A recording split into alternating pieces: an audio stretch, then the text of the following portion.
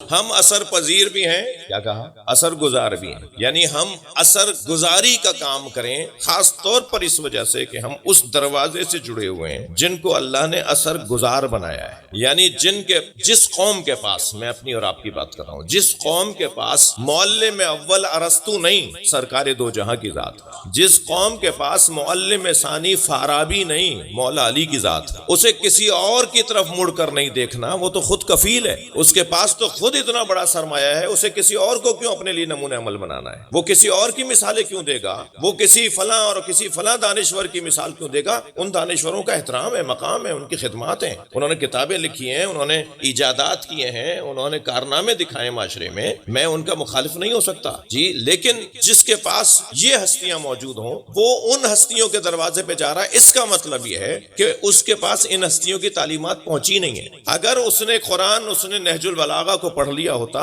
تو پھر دنیا کا بڑے سے بڑا دانشور جس جگہ سر جھکائے کھڑا ہے اسے علی کا دروازہ کہتے ہیں۔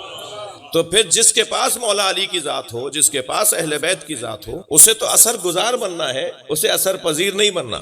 بھائی یہیں تھوڑا سا ہی آپ کے، شاید مجھے نہیں پتا جغرافیہ کے حساب سے جرمنی کتنا دور پڑے گا یہاں سے۔ علامہ اقبال جرمنی پڑھنے کے لیے گئے، میونخ یونیورسٹی سے انہوں نے پی ایچ ڈی کیا، اور وہ اتنے مضبوط اپنے اندر ان کی شخصیت تھی کہ انہوں نے کہا میں جرمن زبان میں نہیں پڑھوں گا، میں تو انگریزی میں پڑھوں گا۔ وہاں زبان ہی جرمن تھی جس میں تعلیم دی جاتی۔ اقبال کے کہنے پر ایسا شاگرد، ایسا ضروری شاگرد کہ جس کی وجہ سے یونیورسٹی کے اندر حسن بڑھ جائے گا، طالب علموں کے اندر جان پڑ جائے گی، یونیورسٹی کا نام روشن ہو جائے گا، ان میں سے گوئٹے، اقبال، یہ بڑے نام جو اس وہاں کے جڑے ہوئے فلاسفر جو بعد میں فلسفی قرار پائیں گے، اس وقت تو وہ نظر آ رہا تھا کہ یہ کچھ بننے والے ہیں۔ تو علامہ اقبال کی وجہ سے وہاں کی زبان تبدیل کی، یعنی مانا گیا کہ نہیں جرمن زبان میں نہیں، ہم آپ کو انگریزی میں پڑھائیں گے، اور آج تک ان کے نام پہ جو وہاں روڈ ہے، جو وہاں پر پارک کا نام ہے، جو وہاں پر ایک شاہراہ کا نام ہے، وہاں جو باقاعدہ یونیورسٹی کے اندر ایک پورا ایک شعبہ ان کے نام پر ہے، اس کی وجہ یہ کہ اب پوری دنیا کے طالب علموں کے لیے ان کی وجہ سے رستہ کھل گیا کہ صاحب جائیں وہاں پر انگریزی میں جا کے پڑھیں، ٹھیک ہے۔ اقبال کو تو واپس آ جانے کے بعد یورپ کا رنگ لے لینا چاہیے تھا، یورپ کا رنگ اس میں چڑھ جانا چاہیے تھا اور غیر انقلابی ہو جانا چاہیے تھا، مگر اقبال تو واپس آنے کے بعد اور زیادہ انقلابی ہو گئے، اور زیادہ انقلابی ہو گئے، اور زیادہ ان کے اندر تحرک ایجاد ہو گیا۔ تو اس کا سبب اقبال نے بیان کیا ہے، وہ جو میں اب تک کہہ رہا ہوں، میں علامہ اقبال کی مثال دے کے ان کے دو مصروں سے اپنے مدعا کو سمجھانا چاہ رہا ہوں۔ اقبال کہتے ہیں کہ خیرہ نہ کر سکا مجھے جلوے دانش فرنگ، یہ یورپ کی تعلیم کی جو چمک تھی نا، اس سے مجھے کوئی اثر نہیں ہوا، میں نے اس کا کوئی اثر نہیں لیا۔ خیرہ نہ کر سکا، میری آنکھیں پھٹی کی پھٹی نہیں رہ گئیں، میری آنکھیں جو ہے وہ رکی کی رکی نہیں رہ گئیں۔ خیرہ نہ کر سکا مجھے جلوے دانش فرنگ، سرما ہے میری آنکھ کا خاک مدینہ و نجف۔ جن کے پاس مدینہ ہو، جن کے پاس نجف ہو، وہ اثر ڈالتے ہیں، اثر لیتے نہیں۔ صلوات پڑھ لیں محمد و آل محمد۔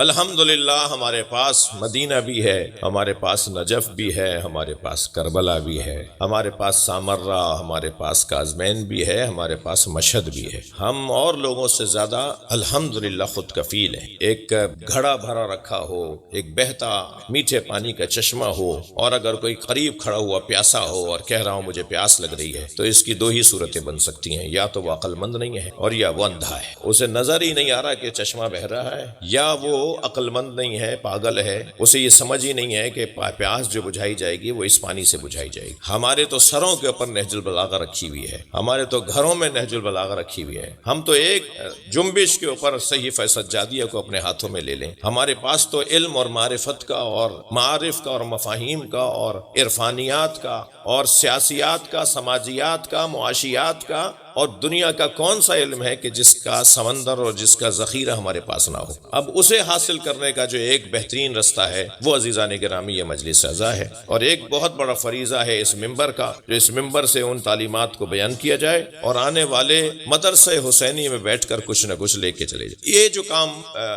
اللہ نے قرار دیا ہے کہ عقل کو کام کرنا ہے اور نبیوں کو اس عقل کو پرورش دینا ہے، اس سے متعلق یہ آیت میں نے آپ کے سامنے تلاوت۔ وَلَقَدْ أَرْسَلْنَا مُوسَىٰ بِآيَاتِنَا، اور بے تحقیق ہم نے موسیٰ کو بھیجا ہے۔ دیکھیے ایک ایک آیت کا ایک ایک حصہ اتنا لذیذ ہے، یعنی اتنا ذائقے دار ہے، علمی طور پر اتنا ذائقے دار ہے کہ دنیا کے کسی کھانے میں کیا ذائقہ ہوگا۔ وَلَقَدْ أَرْسَلْنَا مُوسَىٰ، اور بے تحقیق ہم نے موسیٰ کو بھیجا ہے۔ اس لہجے میں کتنے پیغام پوشیدہ ہے؟ پہلا پیغام تو یہ پوشیدہ ہے کہ یہ بھیجے گئے ہیں، نکالے گئے نہیں ہیں۔ بھیجے جا گئے لوگوں کا اور نکالے گئے لوگوں کا فرق ہے، یعنی بھیجے جانے والوں میں اور نکالے جانے والوں میں فرق ہے۔ بھیجا اسے جاتا ہے جس سے کوئی کام ہو، نکالا اسے جاتا ہے جس سے کوئی کام ہی نہ ہو۔ جو بیکار ہو جائے اسے نکال دیا جاتا ہے، جو کارآمد ہو اسے بھیجا جاتا ہے۔ اور بھیجے جانے کے اندر ایک پیغام یہ ہے کہ اس میں صلاحیت ہے کہ یہ جا کر کچھ کر سکتا ہے۔ اس میں پیغام یہ ہے کہ یہ یہاں کا رہنے والا نہیں ہے، یہ کہیں اور کا رہنے والا ہے۔ یہ زمین کے رہنے والے لوگ نہیں ہیں، ان کا وطن زمین نہیں ہے، یہ کہیں اور سے آئے ہیں، اور جہاں سے آئے ہیں وہاں کا اثر لے کر آئے، وہاں کا پیغام لے کر آئے۔ اس لفظ کے اندر لقد ارسلنا موسیٰ بآیاتنا، اور ہم نے موسیٰ کو بھیجا ہے، اس میں ایک پیغام عزیزان گرامی، ایک صلوات پڑھ لیں ذرا محمد و آل محمد۔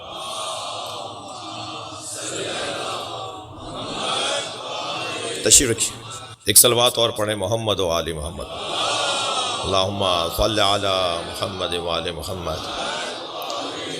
میں پاکستان میں بھی ایسے ہی ہوں، توجہ کر رہے ہیں آپ حضرات؟ یہ جو بھیجے جانے کے اندر جو ہے نا، ہم نے انہیں بھیجا ہے، ہم نے موسیٰ کو بھیجا ہے۔ اس جملے میں جو میرا اس وقت مطلب ہے نا وہ یہ ہے کہ موسیٰ علیہ السلام ایک مثال ہے۔ ایسا نہیں کہ صرف موسیٰ کو بھیجا ہے، آدم کو نہیں بھیجا۔ ایسا نہیں ہے کہ حضرت موسیٰ کو بھیجا ہے، حضرت عیسیٰ کو نہیں بھیجا۔ ایسا نہیں ہے کہ حضرت موسیٰ کو بھیجا ہے، نبی مکرم کو نہیں بھیجا۔ یہ ایک مثال کے طور پر جب ایک نبی نے کہہ دیا انی عبداللہ آتانی الکتاب وجعلنی نبیا، میں اللہ کا بندہ ہوں، مجھے کتاب دے کر بھیجا ہے، مجھے نبی بنا کر بھیجا ہے، تو کیا اللہ ہر نبی کے ساتھ یہ کہے کہ میں نے نبی بنا کر ہی نہیں بھیجا ہے؟ ایک نبی کے ساتھ جب اللہ نے کہہ دیا کہ ہم نے اسے نبی بنا کے بھیجا ہے، یا نبی کہہ رہا ہے کہ مجھے نبی بنا کے بھیجا ہے، تو پھر عیسیٰ علیہ السلام اگر نبی بن کر وہاں سے یہاں آئے ہیں تو عیسیٰ علیہ السلام جن کے پوتے کے پیچھے نماز پڑھیں گے وہ نبی مکرم 40 سال کے بعد نبی ہوں گے؟ وہ تو بدرجہ اولا ہمیشہ سے نبی ہے نا۔ تو یہ ایک مثال ہے، حضرت موسیٰ ایک مثال ہے، نہ یہ کہ صرف حضرت موسیٰ کو وہاں سے بھیجا گیا ہے اور لوگ یہیں کے لوگ ہیں، یہ سب وہاں سے آئے ہیں اور وہاں سے بھیجے گئے ہیں، نکالے نہیں گئے۔ نکالا گیا ہے شیطان، جسے نکالا جاتا ہے وہ شیطان بن جاتا ہے، جسے بھیجا جاتا ہے وہ علیہ السلام بن جاتا ہے۔ وہ ہے ہی علیہ السلام اس لیے کہ وہ وہاں سے آیا ہے، اس کا تعلق یہاں سے نہیں ہے۔ ہمارے جد حضرت آدم کا تعلق زمین سے نہیں تھا، یہ کہیں اور سے آئے ہیں، اور جہاں سے آئے نا وہاں کا اثر لے کر آئے، وہاں کا پیغام لے کر آئے، یہاں والوں کو وہاں سے جوڑنے کے لیے آئے۔ یعنی یہ وہ گھرانہ ہے، یہ وہ ہستیاں ہیں جن کا وہاں سے بھی تعلق ہے کیونکہ بھیجے گئے ہیں، اور یہاں سے بھی تعلق ہے کیونکہ بھیجے گئے ہیں۔ وہاں سے تعلق ہے کہ وہاں سے آئے ہیں، یہاں سے تعلق ہے کہ یہاں بھیجے گئے ہیں۔ جو یہاں سے بھی جڑا ہو اور وہاں سے بھی جڑا ہو اسی کو تو وسیلہ کہتے ہیں۔ وسیلہ تو کہتے ہی اسے جو دو طرفوں سے جڑا ہوا ہو، ایک طرف جڑے ہوئے وجود کو وسیلہ نہیں کہا جائے گا۔ اسی عمارت کو لے لیجئے، تشبیہ صرف مثال کی ہے، یہ زینہ ہے اوپر جانے کے لیے، یہ زمین سے بھی جڑا ہوا ہے اور چھت سے بھی جڑا ہوا ہے، یعنی اس کا تعلق وہاں سے بھی ہے، اس کا تعلق یہاں سے بھی ہے۔ جی آپ ویسے جو پیدل چلنے والی سیڑھی ہے اسے ذرا تصور میں لائیں کہ اس کا تعلق زمین سے بھی ہوتا ہے، اس کا تعلق بالائی منزل سے بھی ہوتا ہے۔ جو نیچے سے اسے دیکھ رہے ہوتے ہیں انہیں کچھ اور نظر آتا ہے، جو اوپر سے دیکھ رہے ہوتے ہیں انہیں کچھ اور نظر آتا ہے۔ وجود ایک ہی ہے۔ جو اس گھرانے کو نیچے سے دیکھتا ہے وہ بشر بولتا ہے، جو بلندی سے دیکھتا ہے وہ نور بولتا ہے، جو انہیں اپنے پاس سے دیکھتا ہے وہ اپنے جیسا سمجھ رہا ہے، جو انہیں وہاں سے دیکھتا ہے وہ اللہ کا نور سمجھتا ہے۔ لہٰذا وہ ادھر سے دیکھنے والے کا کام وہ ہے کہ جو وہ دیکھے گا، ہمارا کام یہ ہے کہ نہ ہم انہیں اپنے جیسا سمجھیں نہ انہیں اللہ سمجھیں۔ یہ وہاں سے جڑے ہوئے ہیں اور ہم سے ان کا تعلق ہے، دو طرفوں سے جڑے ہوئے ہیں، اور اس بات کو سمجھانے کے لیے اس نے اتنی مثالیں دی ہیں قرآن میں۔ خبردار انہیں اپنے جیسا مت سمجھنا، خبردار انہیں اپنا بڑا بھائی مت سمجھنا، خبردار انہیں اپنی زندگی سے مقایسہ مت کرنا، خبردار ان کے بدن کو اپنے بدنوں سے مقایسہ مت کرنا، خبردار یہ تم جیسے نہیں ہے۔ یہ اس نے اللہ نے اتنی دفعہ قرآن میں کہا ہے تاکہ ہمیں سمجھائے کہ وہی تمہارے لیے رہنما بن سکتا ہے جو تم جیسا نہ ہو۔ ایک صاحب تو الٹا کر کے بات کر رہے تھے، کہنے ہم جیسے اگر نہیں ہیں تو ہمارے لیے نمونہ عمل کیوں بنیں گے؟ میں نے کہا اگر ہم جیسے ہیں تو پھر ہمارے لیے نمونہ عمل کیوں بنیں گے؟ جی بھائی ہم سے افضل ہوں گے تبھی تو ہمارے لیے نمونہ عمل بنیں گے. جب وہ ہم جیسے ہیں تو پھر تم کیوں نہیں بن رہے نمونہ عمل؟ جب وہ ہم جیسے ہیں کوئی فرق نہیں ہے تو پھر تم کیوں نہیں ہو ان جیسے؟ یعنی رہنما کیوں نہیں بن گئے؟ ہم جیسے نہیں ہیں. اتنا بڑا مجمع جو ایک جیسا بیٹھا ہے، ہمیں کوئی نبی رسول امام تو نہیں بیٹھا نا. اتنا بڑا مجمع جو ایک جیسا بیٹھا ہے وہی ایک جیسا نہیں ہے. یعنی اس وقت اگر فرض کریں چند 100 لوگ بیٹھے تو کوئی کسی جیسا نہیں ہے. ہر شخص دوسرے شخص سے مختلف ہے، ہر اعتبار سے مختلف، جبکہ کوئی نبی رسول امام نہیں ہے. بہت سامنے کی مثال ہے، ہم سے اہم ترین دستاویزات پر دستخط کے بعد انگوٹھا بھی لگوایا جاتا ہے. ایسا ہی ہے، فنگر پرنٹ آج کی زبان میں بول دوں، ٹھیک ہے، انگوٹھا بھی لگوایا جاتا ہے. تمام تر دستخط بھی ہو گئے کہ صاحب انگلیاں بھی لگاؤ، انگوٹھے بھی لگاؤ. پہلے وہ انک کے ساتھ لگایا جاتا تھا، مشینیں ہو گئی ہیں. بات تو وہی ہے. صلوات پڑھیں ذرا محمد و آل محمد.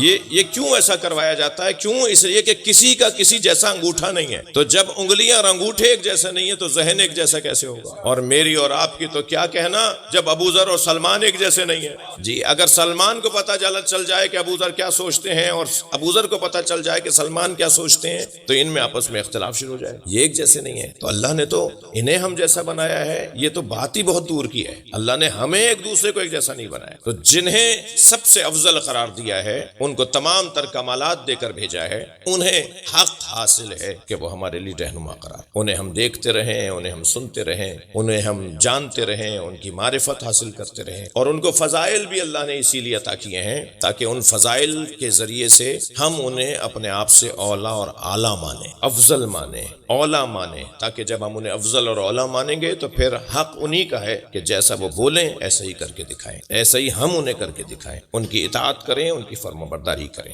عزیزو، یہ وہاں سے بھیجے گئے ہیں. یہ یہاں کے لوگ نہیں ہیں. یہ عرشی مخلوق ہیں. یہ سدرۃ المنتہا کی مخلوق. یہ حقیقت میں وہاں تھے. ان کا ہم پر احسان ہے، اللہ کا ہم پر احسان ہے کہ انہیں ہمارے درمیان بھیج دیا ہے. جو جہاں کا ہو وہاں جانے کا اس کو بار بار دل کرتا ہے. آپ کا نہیں کرتا اپنے وطن جانے کو بار بار دل؟ بہانہ ڈھونڈتے ہیں نا بعض اوقات تو کہ بھائی چلیں، بہت عرصہ ہو گیا، ابھی وہاں آگے چلتے ہیں. جو جہاں کا ہوتا ہے وہاں جانے کا اس کو بار بار دل کرتا ہے. سرکار دو جہاں کا وجود، پنجتن کا وجود، ائمہ کا وجود یہاں کا نہیں ہے. لہٰذا معراج پہ جانا ان کا جہاں کمال ہے نا، وہاں یہاں رہنا بھی کمال ہے. اور اگر میں لفظوں کو بدل کے کہوں کہ وہاں جانا گویا یہ اپنے وطن جاتے تھے. اور سرکار کو کوئی ایک دفعہ معراج تو نہیں ہوئی ہے، 100 سے زیادہ معراجیں تو علامہ مجلسی نے لکھی ہیں. یہ جو ایک معراج جس کا ذکر قرآن میں آیا ہے یہ آفیشل سفر تھا. ہاں یہ سرکاری سفر تھا، لہٰذا پورے پروٹوکول کے ساتھ ہوا ہے. سواری لینے آئے گی، پروٹوکول کے ساتھ محافظین فرشتے آگے پیچھے چل رہے ہوں گے، اور ہر آسمان کے اوپر استقبال ہو رہا ہوگا، اور ہر آسمان کے اوپر دعوتیں ہو رہی ہوں گی، اور جگہ جگہ معائنے کروائے جا رہے ہوں گے، اور بتایا جا رہا ہوگا کہ یہ فلاں جگہ ہے اور یہ فلاں جگہ ہے. بتانے والے کی ڈیوٹی ہے، پڑھا نہیں رہا. صلوات پڑھ لیں محمد و آل محمد پر.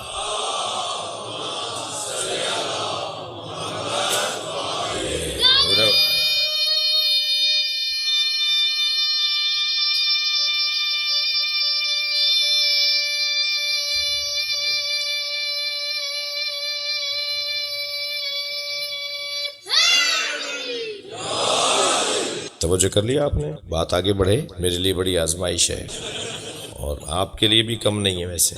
تو یہ جو گھرانہ ہے یہ اللہ نے ہم پہ کرم کیا ہے کہ ہم ان کے ساتھ جڑے ہوئے ہیں جو وہاں کے لوگ ہیں. مجھے وہ بات کر رہا تھا نبی کی معراج کے بارے میں، تو علامہ ذیشان حیدر جوادی کے 2 مصرے مجھے یاد آ رہے ہیں. ذیشان صاحب فرماتے ہیں کہ ایک شب کا ذکر کیا ہے جانے والے عرش پر، ایک شب کا ذکر کیا ہے جانے والے عرش پر، تیری ساری زندگی معراج ہی معراج. صلوات پڑھ لیں محمد و آل محمد.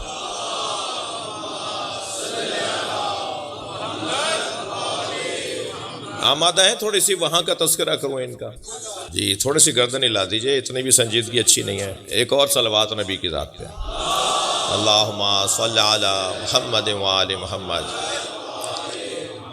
کچھ اس بچے نے ہمیں بڑوں کو سنجیدہ کر دیا ہے، تو آپ توجہ رہے آپ کی ہے جس کا میں ممنون ہوں. یہ سب وہاں کے لوگ ہیں. ان کا اصلی وطن عرش ہے، ان کا اصلی وطن عرش ہے. مثالیں دے دوں. 3 سال کا سن ہے امام حسین کا. سرکار کی محفل میں صحابہ کرام کی انجمن سجی ہوئی ہے. سامنے سے امام حسین آتے نظر آئے. دور سے آتے ہوئے حسین کو دیکھ کر نبی نے آواز دی، مرحبا مرحبا یا زین السماوات والارض. خوش آمدید خوش آمدید، مرحبا مرحبا، اے آسمانوں آسمانوں اور زمین کی زینت۔ ایک صحابی کی آواز آئی، یا رسول اللہ انت زین السماوات والارض، آپ ہیں آسمانوں اور زمین کی زینت۔ فرمایا انا ھذا الحسین، انا ابنی ھذا الحسین، یہ میرا بیٹا حسین اکبر فی السماء من الارض، یہ زمین سے زیادہ آسمان پر بڑا ہے۔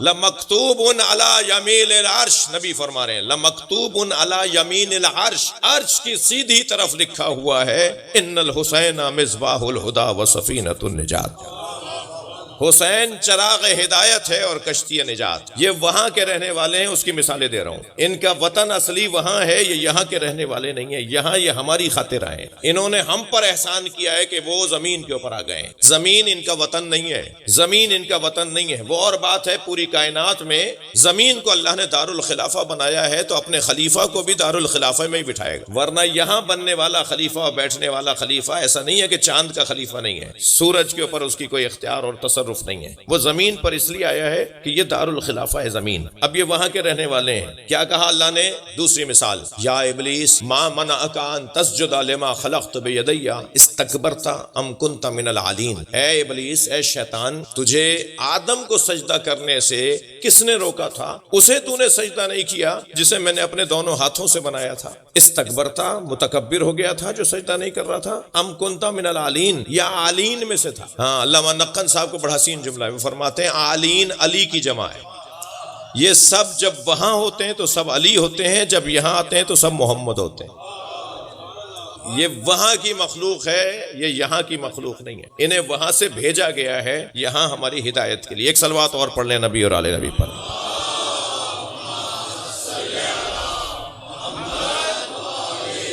اب بھائی میرا اتنا امتحان مت لیجئے آپ، یہ جس کا بچہ ہے وہ اپنی گود میں بٹھائے، بری بات ہے، آپ لائے ہیں تو اپنے پاس بٹھائیں نا۔ ایک صلوات اور پڑھیں نبی اور آل نبی پر۔ اللہم صلی علی محمد وآل محمد۔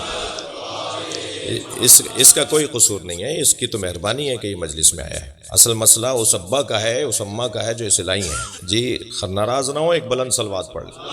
اللہم صلی علی محمد وآل محمد۔ توجہ ہے حضرات کی؟ اب بھائی کوئی کہ ٹیپ ریکارڈر تو چل نہیں رہا کہ بٹن دبے گا تو یہ جب آپ بٹن دبائیں گے تو بند ہوگا، یہ تو میں ماحول دیکھ کے پڑھوں گا نا۔ ایک اور صلوات پڑھیں محمد و آل محمد پر۔ اللہم صلی علی محمد و آل محمد۔ بار دیگر صلوات۔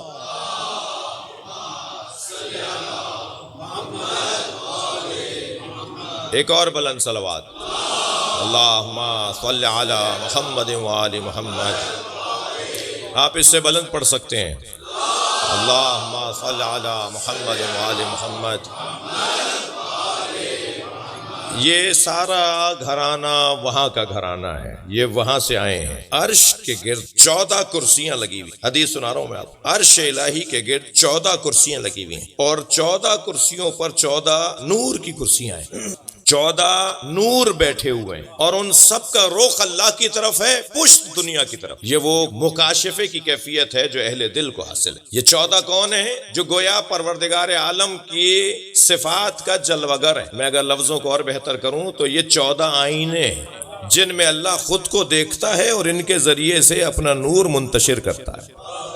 ساری کائنات جن کے ذریعے سے منور ہے، مرصع ہے، مجلل ہے، وہ یہ 14 ہستیاں ہیں جن کی وجہ سے ساری کائنات مجلل ہے۔ میں اور آپ جب اپنا حسن دیکھتے ہیں تو آئینہ تلاش کرتے ہیں نا، اور آئینہ 2 چیزوں سے مل کے بنتا ہے، ایک جلا اور ایک مادہ۔ اگر صرف شیشہ ہو تو میں اپنے آپ کو نہیں دیکھ پاؤں گا، ادھر والا مجھے دیکھ لے گا، لیکن اگر اس شیشے کے ساتھ مادہ بھی لگا ہوا ہو تو پھر میں اپنے آپ کو دیکھ لوں گا، اور میں اس میں دیکھنے کے بعد کون سا جذبہ ایجاد کرتا ہوں اپنے اندر، کون سا جذبہ میرے اندر ایجاد ہوتا ہے جب میں اپنے آپ کو آئینے میں دیکھ لیتا ہوں، تو میرے اندر ایک جذبہ ایجاد ہوتا ہے، چاہے میں زبان سے نہ بولوں لیکن میرے اندر ایک جذبہ ایجاد ہوتا ہے کہ لوگ مجھے تعریف کریں، لوگ مجھے دیکھیں، اور پھر اپنے آپ سے بھی کہہ رہا ہوتا ہوں مجھ سے زیادہ کوئی حسین نہیں ہے۔ موٹی ناک والا، چندی آنکھوں والا بھی کہتا ہے مجھ سے زیادہ کوئی حسین نہیں ہے، اور انہوں نے فلاں کی آنکھیں دیکھی ہیں جو مجھے کہتے ہیں کہ تمہاری آنکھیں چھوٹی ہیں، انہوں نے فلاں کی ناک دیکھی ہے جو مجھے کہتے ہیں تمہاری ناک موٹی ہے۔ یہ اپنے آپ سے بات کر کر کے اپنی تعریفیں کر رہا ہوتا ہے، اور چاہتا ہے کہ لوگ بھی اس کی تعریفیں کریں۔ پروردگار عالم بھی جمیل ہے اور جمال کو پسند کرتا ہے۔ ان اللہ جمیل و یحب الجمال، اللہ خود جمیل ہے، حسین ہے اور حسن کو پسند بھی کرتا ہے۔ تو وہ جب اپنے آپ کو دیکھنے لگتا ہے تو وہ کون سا آئینہ بناتا ہے؟ تو وہ بھی دو چیزوں سے مل کر ایک آئینہ بناتا ہے، ایک نور ہے اور ایک بشریت کا مادہ ہے۔ وہ بشریت کے مادے کے ساتھ اپنے نور کو ملاتا ہے تو اس کا ایک آئینہ بن جاتا ہے، اور وہ ایک نہیں 14 آئینوں میں خود کو دیکھتا ہے اور 14 آئینوں کے ذریعے سے اپنے آپ کو دکھاتا ہے۔ کچھ دیر کو تصور کریں، ایک کمرے میں چاروں دیواروں کے اوپر 14 آئینے لگے ہوئے ہوں اور آپ بیچ میں کھڑے ہوں، تو آپ 14 جگہ نظر آئیں گے یا نہیں؟ مگر ہیں تو آپ ایک۔ اللہ کے جلوے 14 ہیں، مگر ہے وہ وحدہ لا شریک۔ اس کا ایک جلوہ ہمیں کبھی نجف میں نظر آتا ہے، اللہ کی تجلی کبھی ہمیں مدینے میں نظر آتی ہے، اللہ کی تجلی کبھی ہمیں سامرہ میں نظر آتی ہے، کاظمین میں نظر آتی ہے، مشہد میں نظر آتی ہے، اور کربلا چلے جائیں تو ایسا لگتا ہے جیسے اللہ سے ملاقات ہو رہی ہو۔ صلوات پڑھ لیں محمد و آل محمد۔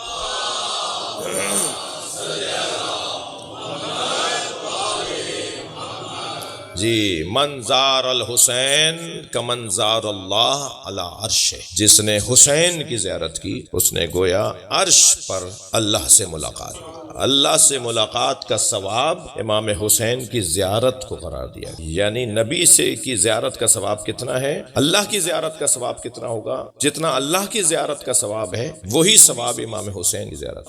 یہ اس حسین کی قربانی کا انہیں انعام، انہیں اعزاز، انہیں اللہ کی طرف سے شاباش ہے کہ جنہوں نے اپنا سب کچھ اللہ کی خاطر قربان، ہر اعتبار سے جو فنا فی اللہ ذات قرار پائی۔ کیا کیا ہے انسان کے پاس، وہ سب اگر اللہ کے حوالے کوئی کر دے وہ امام حسین کی ذات۔ وَلَنَبْلُوَنَّكُمْ بِالشَّيْءٍ مِّنَ الْخَوْفِ وَالْجُوعِ وَنَقْصٍ مِّنَ الْأَمْوَالِ وَالْأَنفُسِ وَالثَّمَرَاتِ۔ 5 آزمائشوں سے زیادہ چھٹی کوئی آزمائش نہیں ہے۔ ہم میں سے کوئی ایک آزمائش کا شکار ہوتا ہے، بہت کم ہوتے ہیں کہ ایک ہی وقت میں 2 آزمائشیں آ رہی، ایک وقت میں ایک ہی ہماری امتحان اور آزمائش ہو رہی، دوسری نہیں ہو رہی، وہ ہوتی ہے تو پہلی نہیں۔ لہٰذا صرف امام حسین کی ذات ہے جس نے 5 آزمائشیں ایک ہی وقت میں، یعنی تاریخ ابدیت میں، تاریخ بندگی میں، تاریخ بشریت میں، تاریخ عرفانیات اور عبادات میں سب سے زیادہ مضبوط اور کثرت کے ساتھ جس اللہ کے بندے نے امتحان دیے ہیں ایک ہی وقت میں، وہ امام حسین کی ذات۔ اور ہر امتحان میں